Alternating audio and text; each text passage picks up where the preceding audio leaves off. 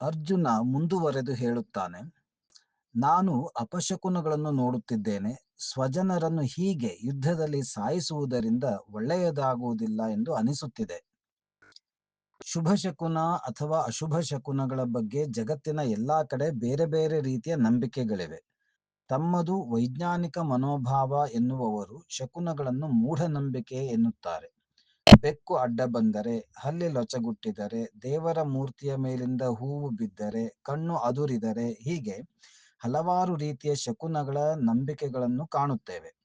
ಈ ತರಹದ ಎಲ್ಲಾ ಘಟನೆಗಳನ್ನು ಎಲ್ಲಾ ಸಮಯದಲ್ಲೂ ಶಕುನ ಎನ್ನಲಾಗುವುದಿಲ್ಲ. ನಮ್ಮ ಸ್ವಂತ ಅನುಭವಗಳಿಂದಾಗಿ ಶಕುನಗಳೇ ಇಲ್ಲ ಎಂದು ಹೇಳಲು ಬರುವುದಿಲ್ಲ. ಇಲ್ಲಿ ಅರ್ಜುನ ಅಶುಭ ಶಕುನಗಳನ್ನು ಕಾಣುತ್ತಿದ್ದೇನೆ ಎನ್ನುತ್ತಾನೆ. ಇದಕ್ಕಿಂತ ಮೊದಲು ತಲೆ ತಿರುಗುತ್ತಿದೆ ಎಂಬಂತಹ ಅನುಭವಗಳನ್ನು ಹೇಳಿದ್ದ. ಆದ್ದರಿಂದ ಈಗ ಅವನು ಕಾಣುತ್ತಿರುವ ಶಕುನಗಳು ಯಥಾರ್ಥ ಎಂದು ಹೇಳಲು ಸಾಧ್ಯವಿಲ್ಲ.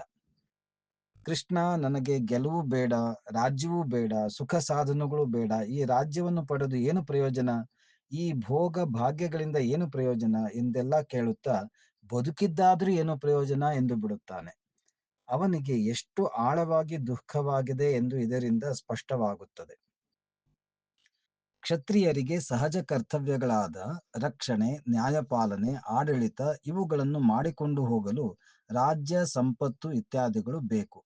ಅಧರ್ಮವನ್ನು ತಡೆಯಲು ಅಧರ್ಮಿಗಳೊಂದಿಗೆ ಯುದ್ಧವೂ ಕರ್ತವ್ಯವಾಗುತ್ತದೆ.